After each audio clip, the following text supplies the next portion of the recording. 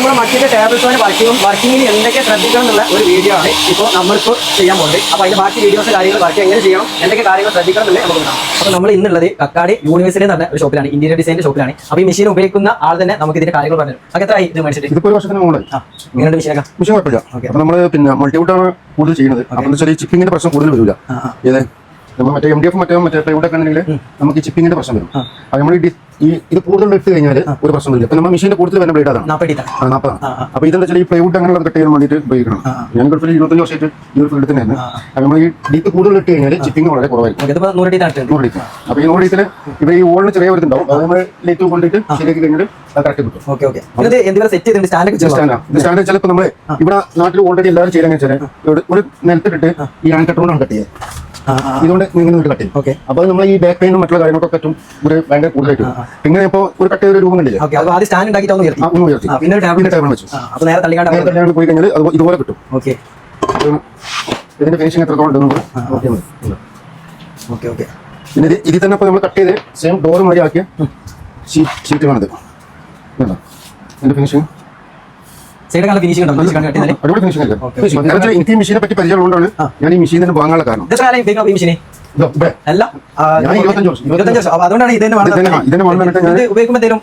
ശ്രദ്ധിക്കാന്ന് വെച്ചാൽ ഇപ്പൊ നമ്മൾ ഏറ്റവും കൂടുതൽ ശ്രദ്ധിക്കണം വെച്ചാൽ ഈ ഗേജ് വെക്കുന്ന സമയത്ത് ഇപ്പൊ വലിയ ഷീറ്റിന് പ്രശ്നമില്ല. ഈ ചെറുത് വെക്കുന്ന സമയത്ത് ഇപ്പൊ നമ്മൾ ഗേജ് വെക്കുന്ന സമയത്ത് ശ്രദ്ധിക്കണം. ഇപ്പൊ 13 സെന്റാണ്. ഈ 13 സെന്റ് ഇവിടെ ഇട്ട് കഴിഞ്ഞിട്ട് നമ്മൾ ഇതിങ്ങനെ ഈ ലിവർ താത്തും. ഇത് ലോക്കാവും. ഈ ലോക്കാണ് സമയത്ത് ചിലപ്പോ ഇതിപ്പോ വെയിറ്റിലൊന്നും നീങ്ങില്ല. നിങ്ങൾ ഇങ്ങനെ താത്തുന്ന സമയത്ത് എന്താവുന്നോ ഇതൊന്നും ഇങ്ങോട്ട് മാറും. ഗേജ് മാത്രമാണ്. അപ്പൊ നമ്മൾ ജസ്റ്റ് ഒന്ന് നല്ലോണം പിടിച്ചിട്ട് ഒന്ന് പ്രസ്സാക്കി കൊടുക്കുക. ഇപ്പൊ 13 സെന്റ്. പിന്നെ ഇതാണ് ഇവിടെ എത്തുന്ന സമയത്ത് എന്താക്കുന്നില്ല ഒന്ന് തട്ടി കൊടുക്കുക. അപ്പൊ 13 ഒരു നൂലും കൂടെ ഒന്ന് ഇതാക്കി കൊടുത്തു കഴിഞ്ഞാൽ അങ്ങനെ പോകും. പക്ഷെ കറക്റ്റ് മെഷർമെന്റ് 13 ഉണ്ടാവുള്ളൂ. ഒരു നൂല് വിട്ട് കൊടുക്കുക ഞാൻ ഒരു ഒറ്റ. എന്നിട്ട് പിന്നെ എന്താക്കുക, ഇവിടെ ഇപ്പൊ ഞാൻ ഈ വെയിറ്റുള്ള പേരിൽ നിങ്ങൾ നീങ്ങില്ല. ഇപ്പൊ കൂടുതൽ കട്ടിങ് ഒക്കെ ഇവിടെ എന്തെങ്കിലും സപ്പോർട്ട് വെച്ച് കൊടുക്കുക. ഒരു ക്ലാമ്പ് ഇട്ടിട്ട് ഇതുപോലത്തെ പീസ് ഇട്ടിട്ട് ആ ഒരു അതുപോലത്തെ ക്ലാമ്പില്ല, ഈ ക്ലാമ്പ് ഇങ്ങനെ വെച്ച് കൊടുത്തു കഴിഞ്ഞാൽ അനുകൂല. ഈ ഒരു മില്ലി അത് ഇവിടുന്ന് ഈ ഒരു മില്ലി വിട്ടിട്ട് ഞാൻ അങ്ങോട്ട് പോകുമ്പോൾ പിന്നെ ലാസ്റ്റ് ടൈറ്റ് വരും. അപ്പൊ ഒരു മില്ലി വേണ്ട, ഒരു പൊടി ഒരു മില്ലിനെ ആ തള്ളുന്ന സമയത്ത് ടൈറ്റ് ആയിരിക്കും. ഈ ടൈറ്റ് വന്നു കഴിഞ്ഞാൽ പിന്നെ ലാസ്റ്റ് ഇവിടെ എത്തുന്ന സമയത്ത് അത് ചെറിയ ഒരു വ്യത്യാസം വരും. സേഫ്റ്റി കാർഡ് ഇല്ലാതെ ഉപയോഗിക്കുമ്പോൾ ചിലപ്പോൾ എനിക്ക് കട്ട് പരിചയമുള്ള പേരിൽ എനിക്ക് അതിന്റെ ആവശ്യം വരുന്നില്ല. പിന്നെ ഇതിൽ അതെ, പിന്നെ ഇതിൽ ഒരു റിട്ടേൺ വരുന്ന സംഗതി ഉണ്ട്. ഈ റിട്ടേൺ വരാന്ന് വെച്ചാൽ നമ്മളിപ്പോ ഇങ്ങനെ കട്ട് ചെയ്യുന്ന സമയത്ത് ശരിക്ക് ഇവിടെ ചെയ്തില്ലാന്നുണ്ടെങ്കിൽ ശ്രദ്ധിച്ചില്ലാന്നുണ്ടെങ്കിൽ ഭയങ്കര അപകട മെഷീനാണ്. പക്ഷെ ശ്രദ്ധിച്ചാലും ഇത്ര ഗുണമുള്ള വേറെ മെഷീനില്ല. ശ്രദ്ധ, കാരണം നമ്മളെ ഈ മെഷീൻ ഉപയോഗിക്കുന്ന സമയത്ത് നമ്മൾ വേറെ ഫോണോ മറ്റുള്ള കാര്യങ്ങളൊക്കെ ഒന്നും ചിന്ത പോരുത്. നമ്മൾ ഡ്യൂട്ടി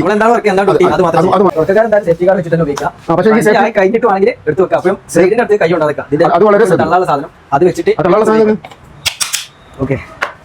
സാധനം നമ്മൾ വലിയ പീസിനും ഒരു 10 സെന്റൊക്കെ കട്ട് ചെയ്യുന്നതിന്റെ ആവശ്യമില്ല. പക്ഷെ നമ്മൾ എന്താ വെച്ചാൽ വളരെ ശ്രദ്ധിച്ച് ചെയ്യണം മാത്രം. ചെറിയ പീസ് അനുസരിച്ച് നിർബന്ധം ഉപയോഗിക്കണം. ഞാൻ എന്താ വെച്ചാൽ ഉപയോഗിക്കും. പിന്നെ അതിൽ വേറെ പീസ് ഇട്ടാണ് അത് ഉപയോഗിക്കും.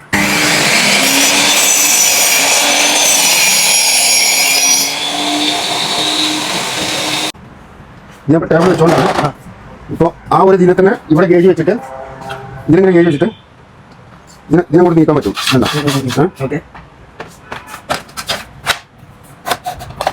നമ്മൾ നല്ല രീതിയിൽ വെച്ചിട്ട് എന്താക്കാൻ പറ്റും, നമുക്ക് ഇങ്ങനെ തള്ളാൻ പറ്റും.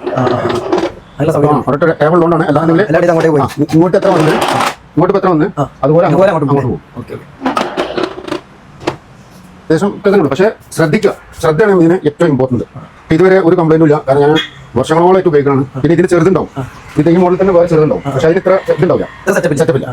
ഇതാണ് ഏറ്റവും നല്ല കണ്ടില്ല. ഇപ്പൊ ഞാൻ ഈ കട്ട് ചെയ്ത് 55-4 55-4 കറക്റ്റ്. അത് ഇവിടെ 55-4 അത്രയും കട്ടിങ് അളവിൽ കറക്റ്റ് കിട്ടുന്നതാണ് ഈ മെഷീനിന്റെ പ്രത്യേകത. ഇവിടെ തന്നെ ഒരു ബാക്ക് പെയിൻ കാര്യങ്ങൾ വരുന്നുണ്ട്. ഞാൻ ഓൾറെഡി ബാക്ക് പെയിൻ കാണും. അപ്പോൾ അതിന്റെ പേര് ഞാൻ ഇതിനെ വാങ്ങാൻ കാരണം പിന്നെ ആൾ ഇവിടെ ഷോപ്പ് തുടങ്ങിയപ്പോൾ തന്നെ നമ്മുടെ അടുത്ത് എടുത്തൊരു മെഷീനാണ്. അപ്പോൾ ഇതിന്റെ എങ്ങനെ ഉപയോഗിച്ചിട്ടുണ്ട്? അടിപൊളി മെഷീൻ. ഒന്നുമില്ല, ഒരു കംപ്ലൈന്റ്. വേറൊരു കാര്യം നിങ്ങൾ ശ്രദ്ധിക്കുകയാണെന്നുണ്ടെങ്കിൽ, അതായത് ഈ മെഷീൻ സെറ്റ് ചെയ്യുന്നത് എത്രയും വലിയ ഹാളാണോ അതോ എത്രയും വലിയ നിങ്ങളുടെ ഷെഡിലാണോ അത്രയും ബെറ്റർ ആണ്. കാരണം എത്ര വലിപ്പമുള്ള ഷീറ്റും പെട്ടെന്ന് നിങ്ങൾക്ക് ഏത് ഷീറ്റ് ആണെങ്കിലും കട്ട് ചെയ്യാവുന്നതാണ്. അതാണ് ഏറ്റവും വലിയ ബെനിഫിറ്റ്. അപ്പോൾ ഒരു വർഷത്തോളായിട്ട് നമ്മൾ എടുത്ത ഒരു മെഷീനിന്റെ ആളുടെ റിവ്യൂ ആണ് ഇപ്പോൾ കിട്ടിയത്. അപ്പോൾ ശ്രദ്ധിച്ച് ഉപയോഗിച്ചാൽ ഇത്രയും പക്കായിട്ട് അക്യുറസിയിൽ കിട്ടുന്ന വേറെ മെഷീൻ ഇല്ല എന്നാണ് മൂപ്പര് പറഞ്ഞത്. അപ്പോൾ ഇതിന്റെ സെറ്റിങ്ങും കാര്യങ്ങളൊക്കെ നമ്മൾ മുന്നത്തെ വീഡിയോയിൽ ഇട്ടിട്ടുണ്ട്. അപ്പോൾ വർക്കിംഗ് മാത്രമാണ് ഈ വീഡിയോയിൽ. അപ്പോൾ അടുത്ത നല്ല വീഡിയോസുമായി വീണ്ടും കാണാം. അതുവരെ ബൈ.